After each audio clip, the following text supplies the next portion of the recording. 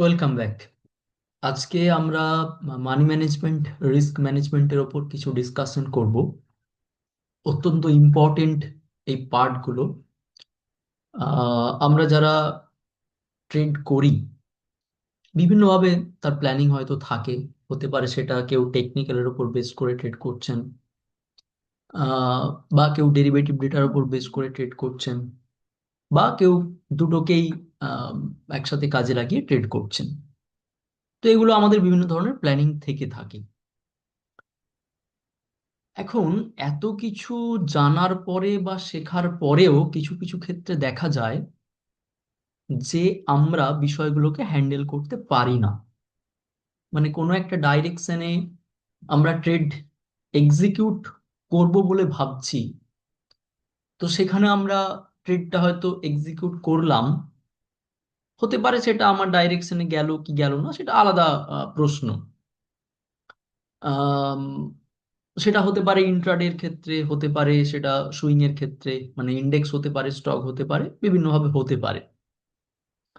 তো এই যে জায়গাগুলো ক্রিয়েট হয়, আমরা যে এই যে হ্যান্ডেল করতে পারি না ট্রেডটাকে প্রপারলি, ম্যানেজ করতে পারি না বিষয়টাকে, এর মেন রিজন গুলো কি কি আছে সেগুলো আমাদের খুঁজে বার করতে হবে। তো সেই মেন রিজন খুঁজে বার করতে গেলে প্রথমেই যে ফ্যাক্টরটা কাজ করে সেটা হচ্ছে যে আমরা যখন ট্রেডটা এক্সিকিউট করছি বা এক্সিকিউট করার আগে যে প্ল্যানিং থাকছে, সেখানে কিভাবে আমরা আমাদের সাইকোলজিটা ওখানে কাজ করছে। এবার দেখুন, সাইকোলজি মানে পুরোপুরি ভাবে সেটা কিন্তু হিউম্যান সাইকোলজি।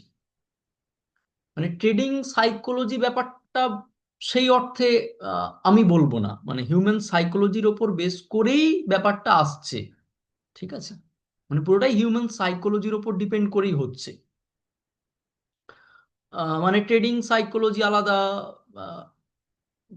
শপিং সাইকোলজি আলাদা, বা খাওয়ার সাইকোলজি আলাদা, বেড়ানোর সাইকোলজি আলাদা। এরকম ভাবে ব্যাপারগুলোকে না ভেবে যদি আমি ওভারঅল ব্যাপারটাকে ভাবি, মানে হিউম্যান সাইকোলজি, তো সেই হিউম্যান সাইকোলজির আন্ডারেই ব্যাপারটা পড়ছে। তো সেই জায়গা থেকে ওটা একটা বড় ফ্যাক্টর আমাদের কাছে। কারণ ওই জায়গাটা যদি না ঠিকঠাক থাকে, মানে কোনো একটা প্যাটার্ন তৈরি হচ্ছে, সেই প্যাটার্ন দেখে আমি ট্রেড এক্সিকিউট করতে পারছি না, আমার ভয় লাগছে। হ্যাঁ, এখানে তো স্টপ লস অবভিয়াসলি থাকছে। স্টপ লস তো থাকছেই। উইথাউট স্টপ লস তো কোনো ট্রেডই হচ্ছে না। যখন ওই ট্রেডিং টার্ম জুড়ে যাচ্ছে, সেখানে স্টপ লস ম্যান্ডেটারি হয়ে যাচ্ছে। সেটা ছোট টাইম ফ্রেম হোক, বড় টাইম ফ্রেম হোক, স্টক হোক, ইন্ডেক্স হোক, যাই হোক। যদি আমি ইনভেস্টর হয়ে থাকি সেখানে আলাদাভাবে আমার প্ল্যানিং থাকছে, যদি আমি ট্রেডার হয়ে থাকি সেখানে আমার আলাদা রকম ভাবে প্ল্যানিং থাকছে। তো সেখানে আমি যখন এই এই জায়গাটার উপর ফোকাস করছি, একটা নির্দিষ্ট প্যাটার্নের উপর বেস করে করছি, সেটা অবভিয়াসলি প্রিভিয়াস ডেটা ক্যালকুলেট করে করছি। মানে আগে 100 বার এই প্যাটার্নটা হলে কতবার এটা সাকসেসফুল হয়েছে বা কতবার ফেল করেছে। কারণ সমস্ত জিনিসই প্রবাবিলিটির উপর বেস করে ফেল করবেই। আমি যদি ভেবে নিই যে পুরোটাই 100% রাইট হবেই, সেই জায়গাটা কখনোই পসিবল নয়।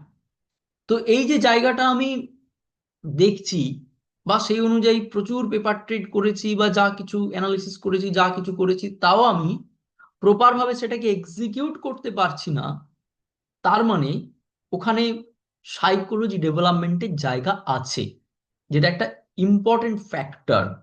ঠিক আছে, মানে শুধুমাত্র টেকনিক্যাল বা ডেরিভেটিভ ডেটাই শেষ কথা নয়।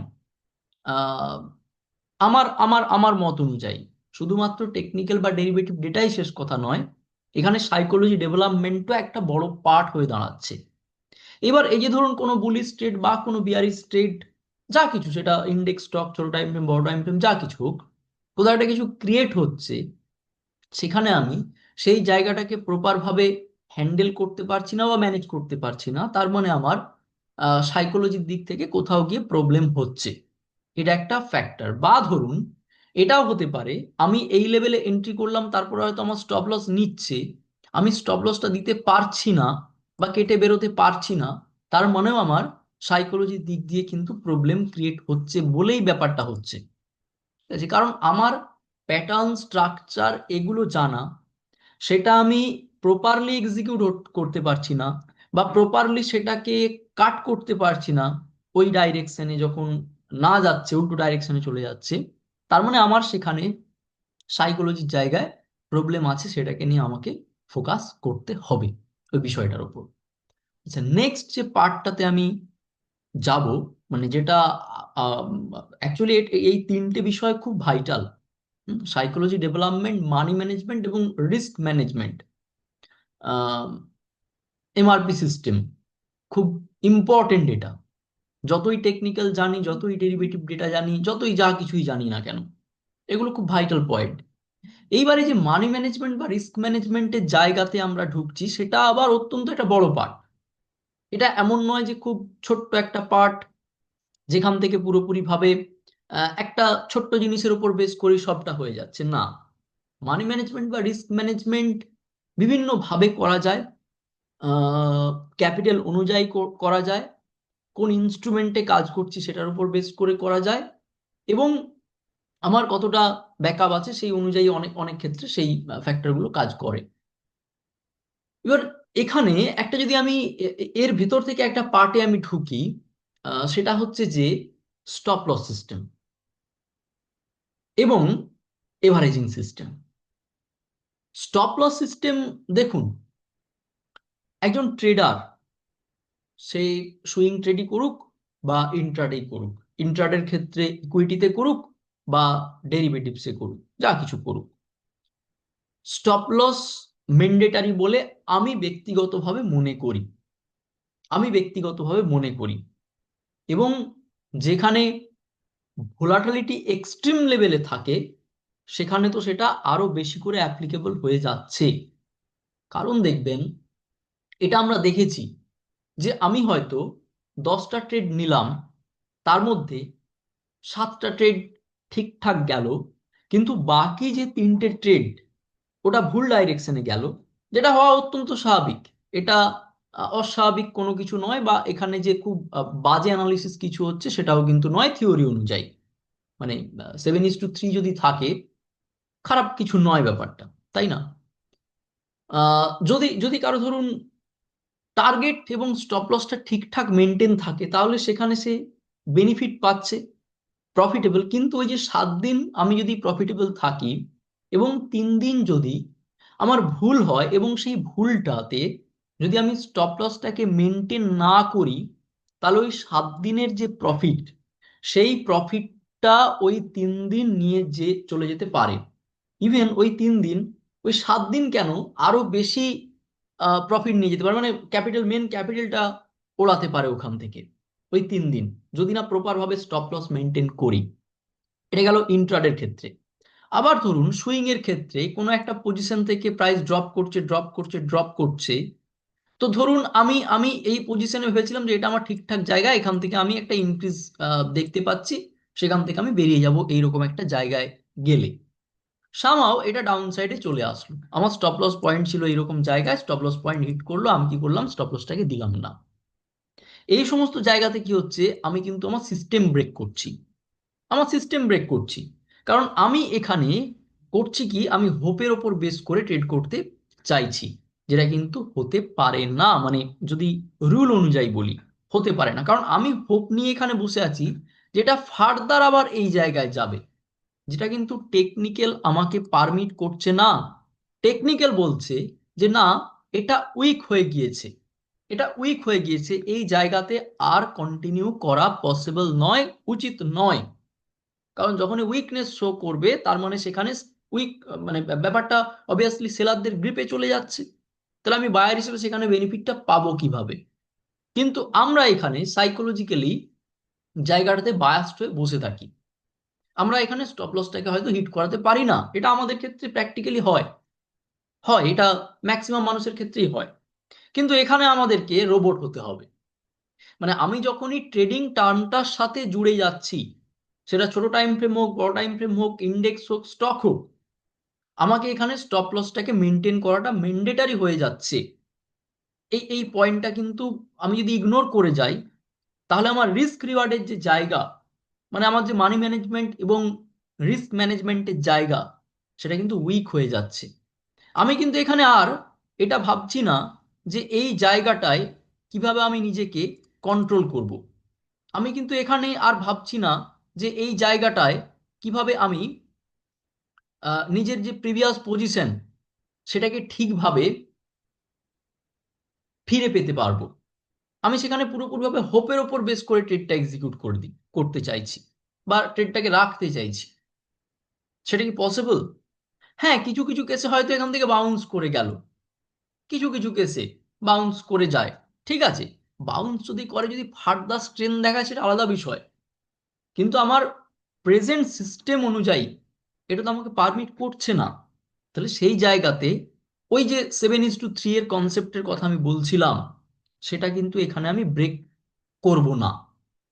আবার যদি স্ট্রেন দেখায়, সেই জায়গাতে ফার্দার আবার কিছু ভাবা যেতেই পারে, সেটা আলাদা বিষয়।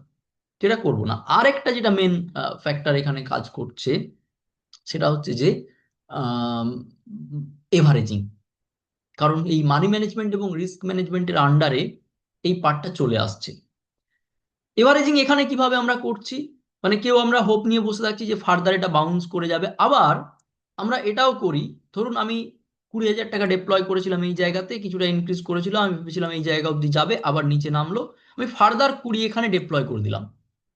আমি ভাবছি আমি তো এভারেজ করছি, যদি আবার এখানে যায় আমার কিন্তু আবার একটা বেনিফিটের জায়গা হয়ে যেতে পারে। প্রিভিয়াস যে 20,000 ছিল সেটা তার প্রিভিয়াস রেটে ফিরে যাবে, এবং প্রেজেন্ট যে 20,000 আমি ডিপ্লয় করলাম সেটা আমার প্রফিটের জায়গাতে যাবে। কিন্তু ম্যাক্সিমাম কেসে এটা দেখা যায় যে আবার এখান থেকে ড্রপ করে যায়, আমরা আবার এভারেজিং করতে থাকছি। এবার নিচে গিয়ে প্রাইস হয়তো কোনো একটা লেভেলে স্টে করে যাচ্ছে। যখন স্টে করে যাচ্ছে, আমার ক্যাপিটালটা আটকে রয়ে যাচ্ছে। কিন্তু আমি যদি এই জায়গায় সিস্টেম মেনে স্টপ লস দিয়ে বেরিয়ে যেতাম, তাহলে আমাকে এই যে প্রত্যেকটা লেভেলে এভারেজিং করছি, প্রত্যেকটা লেভেল থেকে আমি আটকে যাচ্ছি এবং কোনো একটা পয়েন্টে গিয়ে বড় সময়ের জন্য আটকে যাচ্ছি, সেই ব্যাপারটা আর হবে না যদি আমি প্রপার সিস্টেম মেনে করি। মানে আমি যদি মানি ম্যানেজমেন্ট অনুযায়ী করি, আমি যদি রিস্ক ম্যানেজমেন্ট অনুযায়ী করি, আমি যদি রিস্ক ফ্যাক্টরগুলোকে মাথায় রেখে করছি, তাহলে কিন্তু সেটা হচ্ছে না। কারণ এখানে এখানে পুরোপুরিভাবে হোপের উপর বেস করে ট্রেড করা হচ্ছে।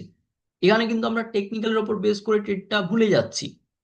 আমাকে এখানে ফোর্স করছে আমার সাইকোলজি, হোপ হোপের ওপর বেস করে, যে এভারেজিং করি, কোনো এক সময় তো ইনক্রিজ করবেই, দিয়ে একটা পজিশনে আটকে যাই। এবং দেখবেন এই পজিশনগুলো আমরা যখন আটকে যাব, আমার চোখের সামনে প্রচুর স্টক মুভ করবে, কিন্তু আমি সেখানে এন্ট্রি নিতে পারবো না, যে তোমার ক্যাপিটালটা এখানে আটকে রয়ে গেল। ক্যাপিটাল যখনই আটকে যাচ্ছে, আমি ফার্দার কোনো আর এই সময়েই দেখবেন ভালো ভালো অপরচুনিটি চোখে পড়বে। যখন এইখানে ছিল তখন অন্য কোনো অপরচুনিটি চোখে পড়বে না, কারণ তখন আমার মেন্টালি একটা প্রেসার ছিল যে আমাকে এখান থেকে একটা প্রফিট বার করতে হবে। এবার যখন সেই মেন্টাল প্রেসারটা কোথাও চলে গেল, মানে চলে গেল এই সেন্সে গেল, যেহেতু কোনো এক সময় বাড়বেই, ঠিক আছে থাক, এইবার আমার চোখের সামনে প্রচুর স্টক খুঁজে পাবো।